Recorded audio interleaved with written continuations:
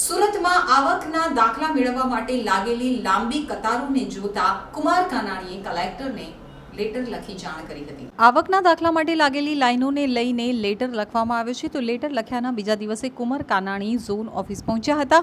લખેલા લેટરની કેટલી અસર થઈ છે તે જોવા માટે કુમાર કાનાણી ખુદ સ્થળ ઉપર પહોંચ્યા હતા। લેટરને પગલે ત્વરિત કામગીરી શરૂ કરાઈ છે તેનું નિરીક્ષણ કર્યું હતું। તો મામલતદાર સહિતના અધિકારીઓ તાત્કાલિક ઓફિસે પહોંચ્યા હતા।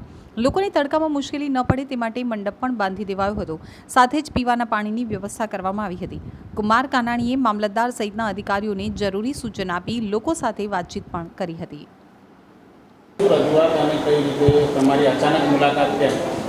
કાલે મેં જે કલેક્ટરશ્રીને પત્ર લખ્યો હતો, આવકના દાખલાને જાતિના પ્રમાણપત્ર માટેની જે લોકોની મુશ્કેલીઓ પડી રહી હતી, લાંબી કતારો લાગી હતી, એ પત્રમાં મેં જે રજૂઆતો કરી હતી કે મુશ્કેલીઓ દૂર થવી જોઈએ લોકોની અને તાત્કાલિક દાખલાઓ મળે એની વ્યવસ્થા કરવી જોઈએ।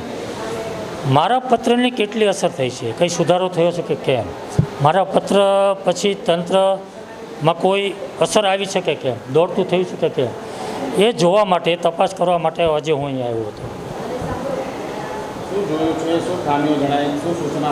લોકોને પૂછપરછ કરી છે। લોકોમાં ખૂબ જ સંતોષ છે કે ગઈકાલે તમે રજૂઆત કર્યા પછી ખૂબ જ મોટા પ્રમાણમાં સુધારાઓ થયા છે।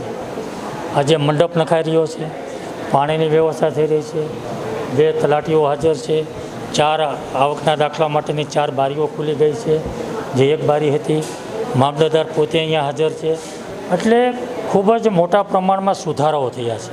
સ્ટાફ વધારાયો છે, વ્યવસ્થા ઊભી થઈ છે, હેલ્પલાઇન માટે એક ટેબલ પણ ઊભું કરવામાં આવ્યું છે। લોકોને જો સમજ ન પડતી હોય તેને સમજ આપવા માટેનું માર્ગદર્શન આપવા માટેની વ્યવસ્થા ઊભી થઈ રહી છે।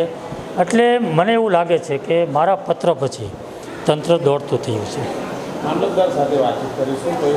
મામલતદાર સાથે જે મેં વાત કરી છે, લોકોને જે ફોર્મ ભરવાની કટ ઓફ ડેટ છે એ પછી દાખલાઓની જે તારીખ આપવામાં આવે છે તો એમાં સુધારો કરવામાં આવે, લોકોને સંતોષકારક માર્ગદર્શન આપવામાં આવે, જવાબ દેવામાં આવે અને લોકોની જે કંઈ તકલીફો આવે, મુશ્કેલીઓ આવે એને સાંભળીને એમાં પગલાઓ ભરીને તાત્કાલિક દૂર થયાના પ્રયાસો કરવા।